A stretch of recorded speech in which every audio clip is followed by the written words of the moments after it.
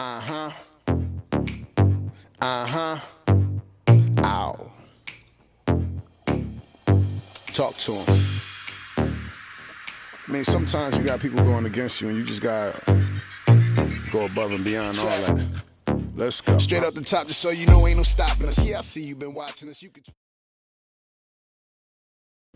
Hey, Justin here, aka Facetats McGee, as you all know. Today, I want to talk about breaking the status quo. The tattoo industry is rampant with a lot of people trying to hold one another back into one particular business model or another. Not to mention the entirety of the rest of our lives are pretty much spent like that. Think about how many times you've held yourself back because you were afraid that that's just not how it should be done, or because somebody told you that that's just not how you should do it, or for that matter, a whole bunch of people might have judged you. Well, I'm here to tell you that I have challenged a lot of what are considered the status quos throughout my career, sometimes successfully, sometimes unsuccessfully, but essentially the reality is that without any risk, you're never going to gain anything in your life. If you're not willing to put what you're doing on the line a little bit and see where it goes, then you're never going to really gain anything. That old phrase, nothing ventured, nothing gained, is some real stuff, you know. And I spent probably 9 to 10 years of my career functioning under what I thought was how the tattoo industry was supposed to function. And that's that we were all very closed-lipped. Nobody was really willing to work, to look out for themselves in such a way that made it obvious that they were trying to look out for themselves. And everybody kind of held each other back. If somebody had a business model that somebody didn't like, they'd all basically shame that person into somehow behaving in a particular way or not. And I know this currently because once I changed, lots of people that were supposedly my friends before all of a sudden dislike me. I mean, to the point where they've created troll accounts just to go to my Instagram or my Facebook and try to stir up shit. Well, what they don't understand is, A, they're making me famous, so I'm fine. Any haters that are looking for somebody to hate on, yo, I'm your guy, and I'm willing to take it. You can say whatever you want, and it is not going to hurt my feelings. You know why? Because the reality is that I know who I am. And I know who I am because I've struggled a lot. Because I have lived a pretty non-traditional life in many ways. And I messed up a lot of times. I really, for example, experimented with a lot of things when I was growing up. And a lot of that was in order to try to cope with emotions that I wasn't addressing. So I invite you, when you think about something, if somebody gets feeling some type of way because of how you run your business or because of how you run your life, take a look and you'll understand that they're actually feeling that way because of something that they're lacking. Most of the times, the strength of will to be willing to undergo judgment or frustration or difficulties to be able to get what they really want. And I see so many people short sell themselves because just this is how business has always been done. And that just doesn't make a lot of sense to me.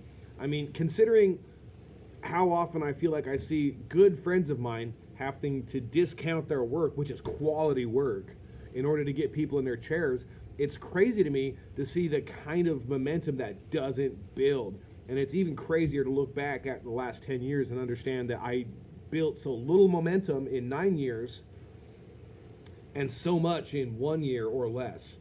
And that really all comes down to being willing to understand that tattooing is both an art and a business. And both of those two things are inextricably linked and under no circumstances can ever be neglected one way or the other. So I really try to push the limits of what is considered the standard business practice of the tattoo community, and I feel like I've seen the benefits. And I've seen my team build in such a way that we have an amount of momentum that is almost unheard of inside of a year of a shop being open. So to drive that point home even further, I'm going to talk to you today about something called crabs in a bucket mentality. Now, what this basically translates to is, as the story goes, there's when you catch crabs, you just toss them into an open-topped bucket or an open-topped barrel. So the crazy thing is those crabs are all individually capable of crawling right out, but they're very social creatures, and they're usually around each other so much that they do this really bizarre thing. When one of them tries to crawl out, the whole rest of the pot full of crabs will reach up and drag the rest of them back into the mass of crabs at the bottom. So essentially, none of them can escape because the other ones are not willing to allow them to escape. And as a result, they all go to the boiling pot. So you'll find that this is the case all over the place. Like, as an ex-addict, I understand that when I quit doing drugs, one of the weird things was is all of the other people had all this crazy judgment for me for trying to better my life.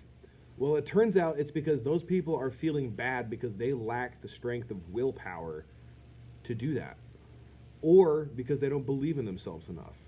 And what a wild thing to do, to take and hold somebody else back because you're not feeling strong enough to do something. It feels to me like it'd be much better to lift people up around you in a non-traditional way, and as a result gain their loyalty and have them support your dream.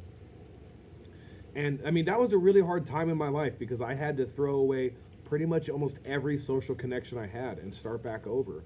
But the ones I have now are so much stronger. And it all started with taking a risk, taking the risk of judgment, taking a risk of being willing to change who and what I was about and reinvent myself as a person. And it was terrifying.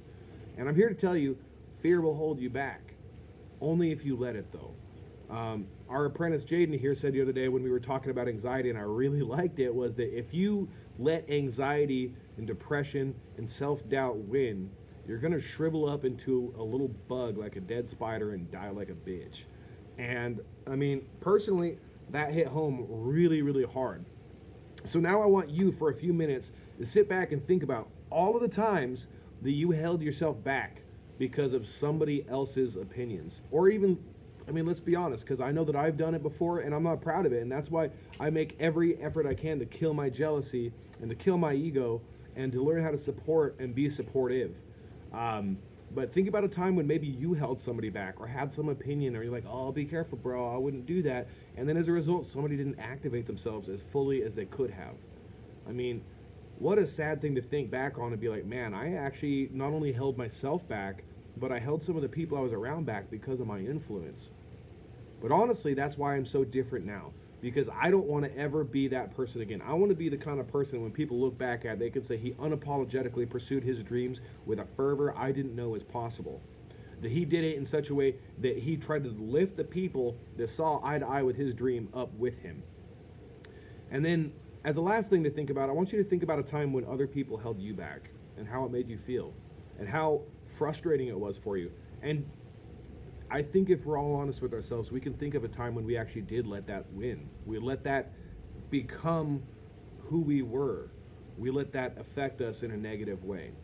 And sometimes I think everybody eventually has it, at least if they, really have a spine, but they reach a point where it's like a fuck you moment. And they stop messing around with caring about other people's opinions anymore. If you're not part of my team or my family, and you're not part of helping me build my dream, why should I care about what you think? And what a powerful thought. I mean, how powerful is it to realize that your only cap, your only ceiling, is the potential and limitations you put on yourself? That's incredibly powerful. I mean, what it essentially translates to is that you are both your own worst enemy and your best ally. Who are you being to yourself right now? And who are you being to those people around you?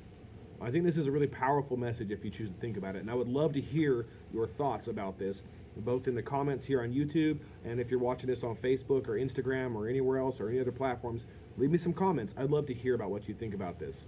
Remember, the crabs in a bucket mentality is pervasive and it's insidious. It is insane how quickly you can let yourself be pulled into jealousy and let that destroy something good in your life. So, as a final thing, I want to thank everybody for watching. I want to thank you personally as any one of my viewers to having taken the time to watch this, to share the message, to comment, to let me know what you think. I am utterly and 100% grateful for it. I can't tell you how amazing all the support I've received for my messages have been, and how amazing that has been to help support me in continuing this dream. It's because of that has allowed me to continue to really push and understand the power I have as an individual to influence both myself and the people around me. So, as a final thing here, I want to invite you to challenge the status quo. I want to invite you to actually question what and why you do things. I want you to become the hero of your own life and be willing to look out and after yourself, to destroy the victim mentality and destroy anybody that would stand in your way, and most of all, destroy your limiting beliefs. And if that's something that you like the sound of, I encourage you to talk to me. Hit me up, message me, do whatever, and I would love to talk to you about it. I would love to help support the dream that you want to create, at least if nothing else by my words and my willingness to believe in you. So, again, signing off, this is Facetats McGee, sincerely, somebody that believes in you, even if you don't believe in yourself.